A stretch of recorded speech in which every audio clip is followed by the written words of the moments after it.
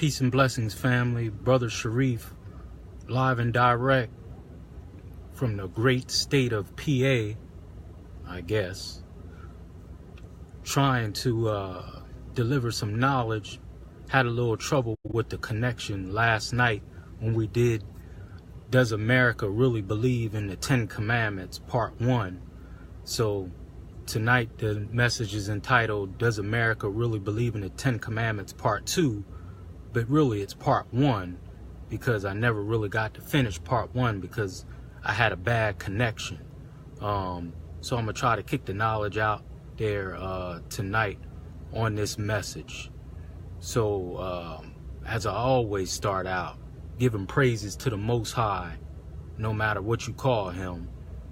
In the name of God, the gracious, the merciful, we give him praise and thanks for his mercy and his goodness to the human family. If all the trees upon the earth were pens to write with, and if all the oceans were ink, and then another 7 oceans to add to its supply, the writing would still not be enough to explain the glory of God, for he's the exalted, all-powerful, all-wise. We confide in no other in our time of need, and we praise no other in our good fortune. He is one. So this is Brother Shareef with the Hour of Power. Go to Hour of Power Shareef Hamid on YouTube. Subscribe and share the channel.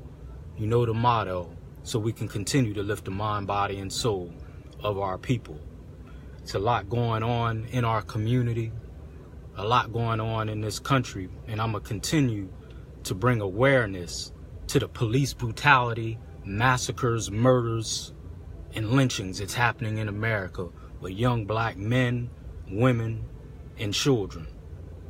It's absolutely atrocious what's going on. It's been going on, but I'm sick of it, and it needs to stop. It needs to stop immediately. Unfortunately, I don't have a solution, because if I did, I would give it to you. I would give it to us.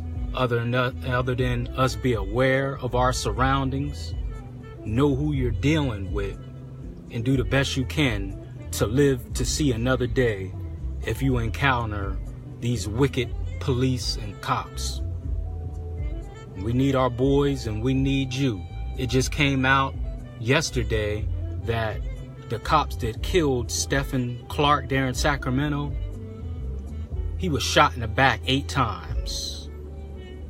8 times, according to this new report, he was shot in the back, which means, like most of the times when these happen, he was trying to flee. We already saw the video camera, the aerial shot, that he was, running away. And then the audio went off. 8 shots in the back, like he's a dog. In his own grandparents' backyard. Doesn't matter what he was doing, doesn't justify what we saw.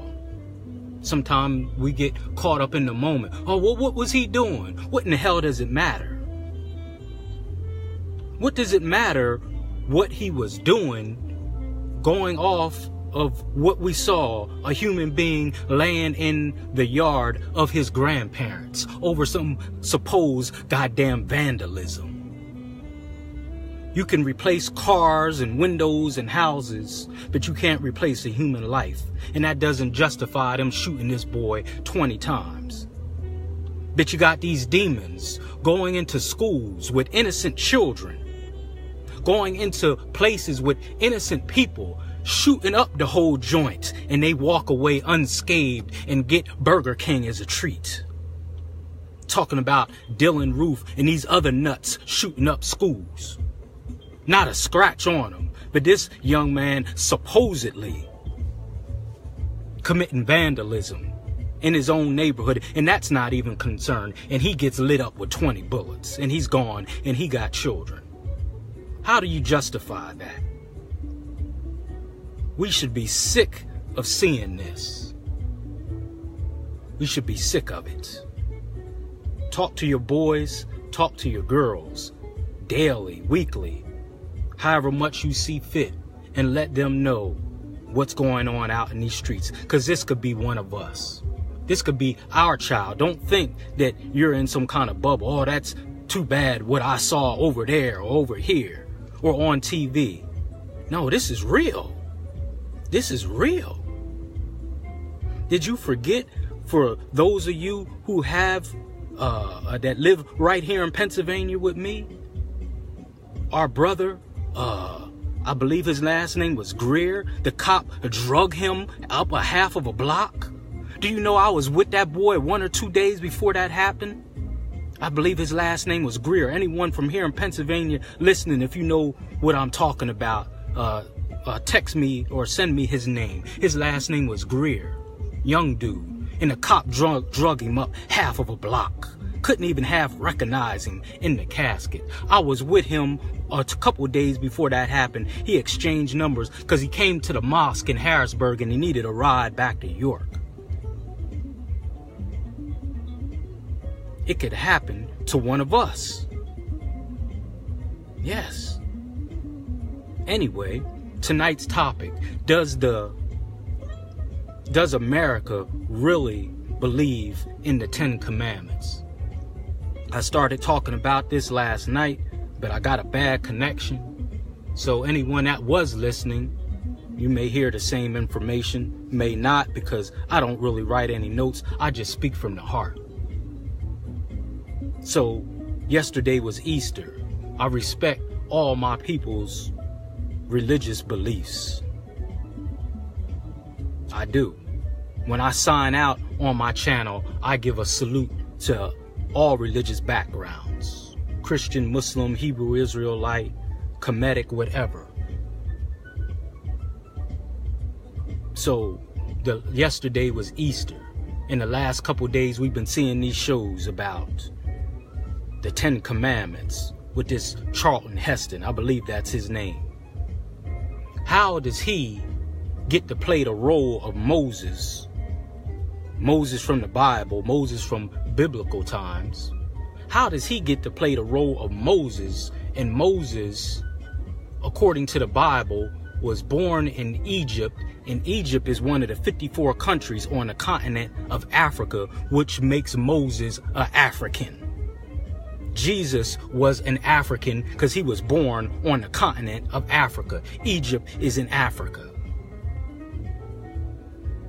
Why hasn't too many people said anything about this false narrative that they've been selling us? And then some of us transfer the false narrative to our children. When does the madness stop? Do you think they would let Denzel Washington play the role of George Washington? Come on, talk to me, family. Do you think they would let Denzel Washington play the role of one of their heroes, George Washington? Hell no, they wouldn't. It would be an uproar if someone would even think about such a thing. But yet, Charlton Heston, a white man, can play the role of Moses, who was clearly an African, because he was born on the continent of Africa.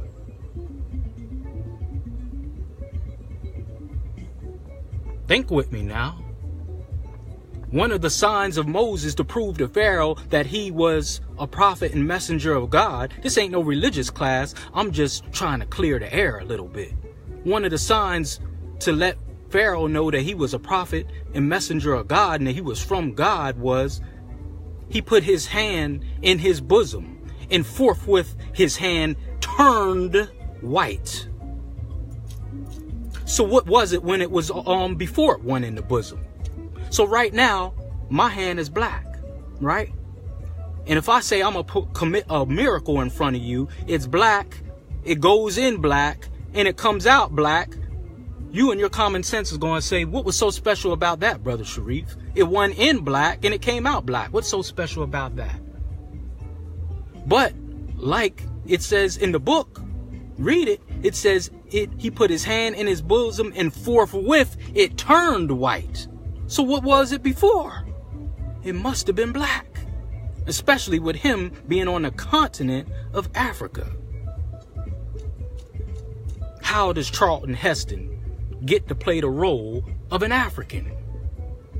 And why do we keep transferring these false narratives to our children. Easter bunnies, Easter eggs. Since when do bunnies lay eggs? What does green eggs, purple eggs, orange eggs have to do with the resurrection of Christ, if you believe that? The resurrection of Christ should be more of a spiritual thing, resurrecting your mind, body, and soul. That's why I start out my channel by saying this channel is designed to lift the mind, body, and soul of our people. So when it talks about the resurrection of Christ, I believe if he was here to speak to us talking about Christ, he would want us to resurrect our mind, body, and soul. So what does resurrecting your mind, body, and soul have to do with Easter eggs and fancy suits and clothes? I had someone inbox me yesterday and said, bruh, you wouldn't believe the amount of people in these stores spending money they don't have on Easter eggs and candy and jelly beans and suits and dresses and clothes. But what's the real difference in our community? Is there one? Is there any? Is our God consciousness increasing? Are you gossiping less? Are you slandering less? Are you being more kind? Are you being more giving? Is there really a spiritual resurrection going on here? Or are we going along with a false narrative that European countries in America has taught us because they say so?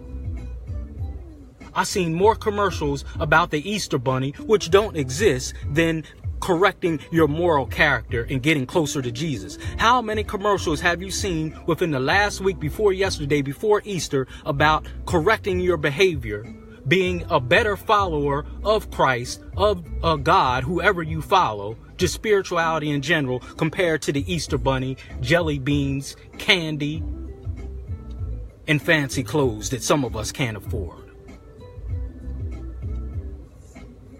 We're following things and following narratives and don't even know what we're following sometimes. Not a religious class, just something to wake up your consciousness a little bit. Does America really believe in the 10 Commandments? Do they really believe in it? You can say you believe in something, but unless you actually practice it, what good is the belief? Oh baby, I love you. But you slapping her and throwing her down a flight of steps and giving her pain, or vice versa. What is the purpose of saying you love them if you're not practicing it? Do they really believe in the 10 Commandments? Or is it just words and rhetoric? Us too. But we've been getting this talk since we were yay big coming up. I went to Catholic school. So you know they was really giving it to us with that rhetoric about this talk about the 10 Commandments. Us who came up in the church, I'm sure you got some talks and some lessons and some Sunday school and some Bible study on Wednesdays about the 10 Commandments. Had to. We live in a Christian country, understandable. But my question is, does America really believe in what she says? Do we believe in it? Honor your mother and father so your days will be long upon the land.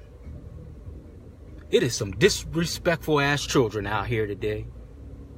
And I'm wondering what their parents are teaching them, because the things that they do, that they say, and their gestures even towards their parents really makes you wonder. All the huffing and the puffing and the back talking. They are actually taking years off of their life, and some of it ain't even their fault. So if you have children and you allow them to disrespect you, talk back to you, be stomping around and acting like a goddamn fool, and then allow them to disrespect elders, and then when elders come to you and tell you that they were disrespectful, you say and do nothing, you're actually taking years off of your children's life. What in the hell is wrong with these children? Or should I say, what is wrong with us that we're not